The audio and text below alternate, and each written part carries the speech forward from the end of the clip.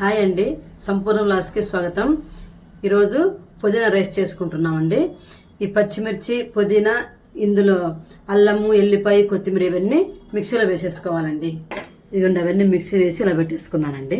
ఇక స్టవ్ వెలిగించి కుక్కర్ పెట్టేశానండి. కాస్త ఆయిల్ వేసుకోండి, నెయ్యి కూడా వేసుకోండి అండి. నెయ్యి వేసుకుంటే చాలా టేస్ట్గా ఉంటుంది, అందుకని నేను రెండు వేస్తున్నానండి. ఇదిగోండి, ఆయిల్ నెయ్యి అంతా కాగిపోయిందండి. కొంచెం జీలకర్ర వేసుకోవాలి. మసాలా దినుసులన్నీ వేసేసుకొని కాస్త దోరగా వేగనీయాలండి. అవన్నీ వేగిపోయాయండి. ఉల్లిపాయలు వేసుకొని కొంచెం వేయించుకోవాలి. వేగిపోయింది. ఇప్పుడు బంగాళదుంప వేసేసుకోండి.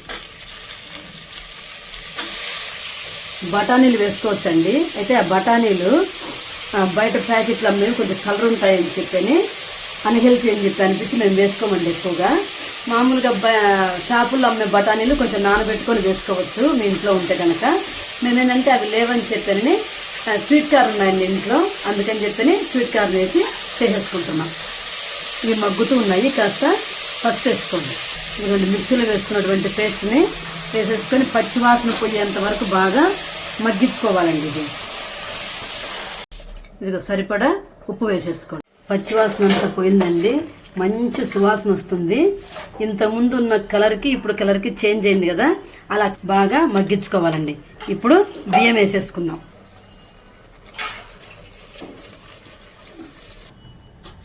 బియ్యం ఇలా ఇదంతా పట్టేంత వరకు కాస్త కలుపుకోండి. నేను 2 డబ్బాలు బియ్యం వేసుకున్నాను, 4 డబ్బాలు నీళ్ళు పోసుకున్నాను.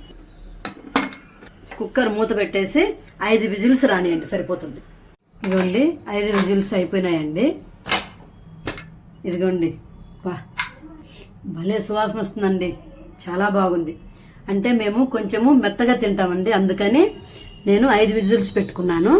మీరు ఇంకా కొంచెం పొడి పొడి కావాలనుకుంటే కనుక ఒక 2 విజిల్స్ ఆఫ్ చేసుకోండి, సరిపోతుందండి.